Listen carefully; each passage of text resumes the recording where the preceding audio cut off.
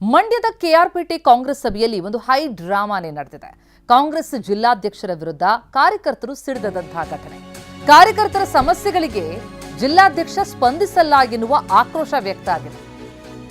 ಹೀಗಾಗಿ ಏಕವಚನದಲ್ಲೇ ಕಾರ್ಯಕರ್ತರು ಜಿಲ್ಲಾಧ್ಯಕ್ಷರನ್ನ ತರಾಟೆಗೆ ತೆಗೆದುಕೊಂಡು ಹೊಂದಾಣಿಕೆ ಮಾಡ್ಕೊಂಡು ರಾಜಕೀಯ ಮಾಡ್ತಿದ್ದಾರೆ ಅಂತ ಆರೋಪಿಸಿದ್ದಾರೆ.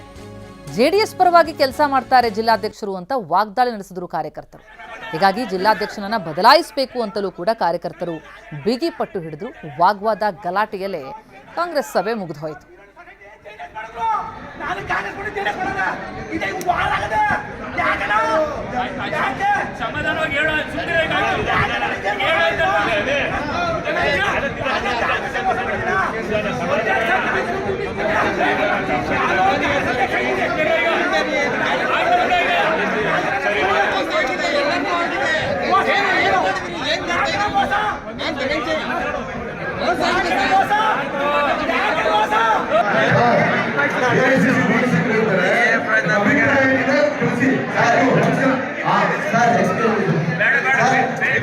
Sir, what people are expecting from you? You are here for.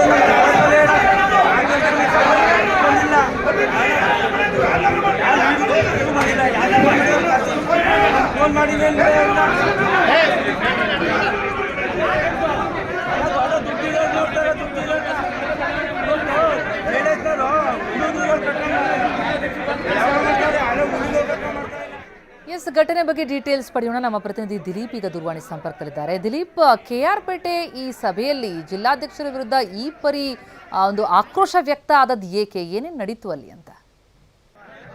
ಪ್ರತಿಮಾ, ಏನು ಅಂತಂದ್ರೆ ಮಂಡ್ಯ ಜಿಲ್ಲೆಯಲ್ಲಿ 7 ಕ್ಷೇತ್ರದಲ್ಲಿ 6 ಕ್ಷೇತ್ರದಲ್ಲಿ ಕಾಂಗ್ರೆಸ್ ಜಯಬೇರಿ ಸಾಧಿಸಿರುವಂತದ್ದು. ಕೆಆರ್ಪೇಟೆ ಕ್ಷೇತ್ರದಲ್ಲಿ ಜೆಡಿಎಸ್ ಶಾಸಕರಿದ್ದಾರೆ. ಆದ್ರೆ ಜೆಡಿಎಸ್ ಶಾಸಕರು ಇರುವಂತ ಕ್ಷೇತ್ರದಲ್ಲಿ ಕಾಂಗ್ರೆಸ್ ಪ್ರಬಲವಾಗಿ ಪೈಪೋಟಿಯನ್ನ ಕೊಡಬೇಕು, ಜೊತೆಗೆ ಅಲ್ಲಿ ಸಂಘಟನೆಯನ್ನ ಚೆನ್ನಾಗಿ ಮಾಡ್ಬೇಕು ಅನ್ನುವಂತ ನಿಟ್ಟಿನಲ್ಲಿ ಕಾರ್ಯಕರ್ತರ ಆಶಯ ಆಗಿರುವಂತದ್ದು. ಆದ್ರೆ ಅಲ್ಲಿ ಯಾವೊಬ್ಬ ನಾಯಕನು ಕೆಆರ್ಪೇಟೆಯಲ್ಲಿಲ್ಲ, ಜಿಲ್ಲಾಧ್ಯಕ್ಷರು ಕೂಡ ಆ ಕಡೆ ಬರಲ್ಲ, ಕಾರ್ಯಕರ್ತರ ಸಮಸ್ಯೆಯನ್ನ ಕೇಳಲ್ಲ ಅನ್ನುವಂಥದ್ದು ಕೆಆರ್ಪೇಟೆಯ ಕಾಂಗ್ರೆಸ್ ಕಾರ್ಯಕರ್ತರ ಏನ್ ಆಕ್ರೋಶ ಇರುವಂತದ್ದು. ಯಾಕಂದ್ರೆ ಪ್ರತಿ ಬಾರಿ ಸಂದರ್ಭದಲ್ಲೂ ಬೇರೆ ಬೇರೆ ಚುನಾವಣೆ ಸಂದರ್ಭದಲ್ಲಿ ಜೆಡಿಎಸ್ ನ ಕಾರ್ಯಕರ್ತರ ಜೊತೆಗೆ ಜಿಲ್ಲಾಧ್ಯಕ್ಷರು ಹೊಂದಾಣಿಕೆ ಆಗ್ತಾ ಇದ್ದಾರೆ ಅನ್ನುವಂತ ಅವರ ಆರೋಪ ಇರುವಂತದ್ದು.